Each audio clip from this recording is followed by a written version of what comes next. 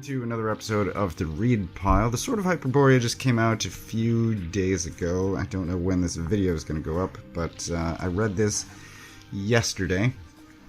And I've said this before, when there's a series that I intend to buy, I try not to read the solicitations for those issues. So I learned many months ago that the Sword of Hyperborea was a 4-issue series that was coming. I found... Really, I enjoyed Howard's from B.P.R.D. I found the sword fascinating. I wanted to know more, so I decided as soon as issue 1 was solicited that I was going to get the trade instead of reading the series. And I now have this, and then I'm somewhat conflicted. Because I wasn't reading the solicitations, I didn't really know what to expect here, but this cover now makes sense to me.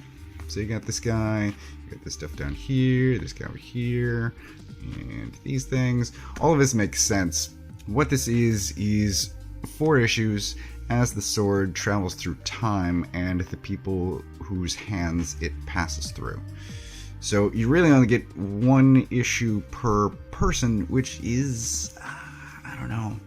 It's strange in that between the Hyperborean age and the present, it really only goes through 4 hands.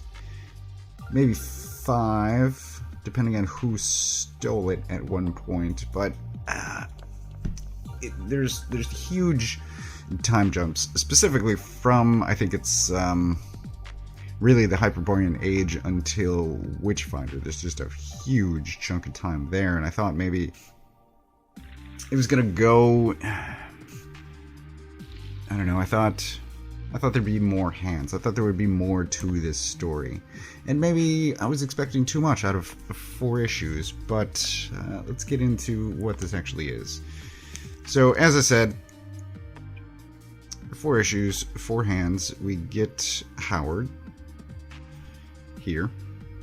And really, I've complained about this too before, but this series in particular really could have benefited from some editor notes, those little text boxes that tell you, hey, this is where this thing happened. Because if you look at the Hellboy B.P.R.D. Witchfinder books, there's a ton of them. So there's a couple of scenes in here that are repeats from previous scenes that happened in other books, now seen from a different perspective, and it really would have been helpful if there were call-outs too. Hey, you've seen this scene before. This is where it happened. And there's not. And I wish that there were. So we get Howard's in the recent past, I'll say. There. And we get some Gall Dennar. And find out what happens to him. This is sort of... quick snapshot of what happens in the series, and that isn't going to make sense to you if you haven't read it, but it does to me, having read it. So we do find out what happens to Gall Dennar, and we find out how the sword winds up in Edward Grey's hands,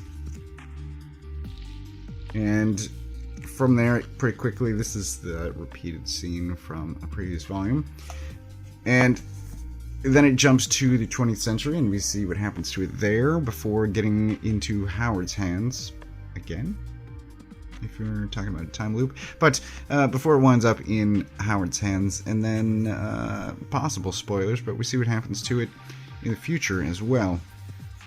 So this is, I'm going to say it's good. I don't know if $25 for a book where the main character is a sword is really this. I enjoyed whenever they showed up. This is good stuff. But I don't know if $25 for 4 issues where the main character is a sword is really worth it. Really, I think it's gonna have to be your decision about what to do about that. But the art is good. It is dark, as you may have seen. Very dark, possibly more so than usual Hellboy. But it's...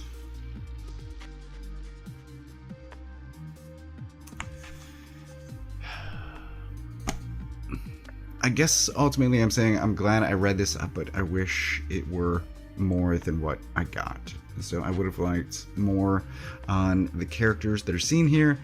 We really get just snippets as the sword passes through their hands, and it would have been nice to know more about them. It would have been nice if there were more hands whose hands the sword passed through. Is that sentence constructed correctly? I'm not sure. I'm moving on. It just seemed like, for such an important sword, it doesn't go through many people before it gets to the present from the distant past. And that's what I would have liked to see more of. I guess maybe I was hoping too much out of 4 issues, but as I said, it's good. It's fine. It's interesting. I just don't know. I don't know. My decision has clearly already been made. I've bought this, but as for you, maybe you are now hopefully slightly more informed than you were previously. I don't know. This is a hard one to make a decision on, but I will be keeping it. Other than that, it's good.